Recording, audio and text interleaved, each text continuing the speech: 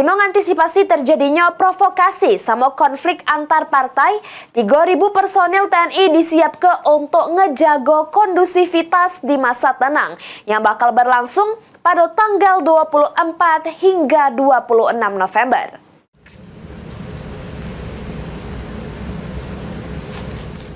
Masa tenang tahapan kampanye bakal berlangsung pada 24 sampai 26 November 2024.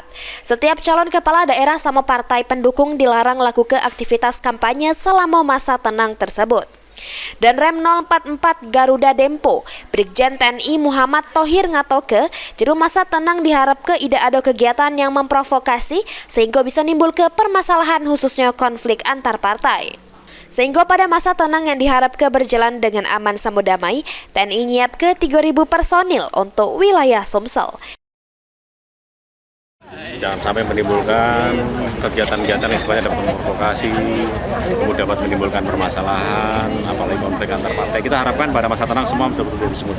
Kita sama-sama menginginkan pelaksanaan pilkada ini semua aman, tentram di setiap wilayah, di tempat TPS semua aman, tentram, tidak ada permasalahan. Harapan kita jangan memancing hal-hal yang bisa menimbulkan.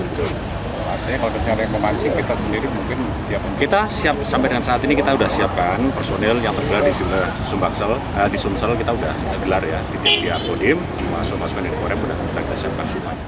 Eki Saputra, PAL TV.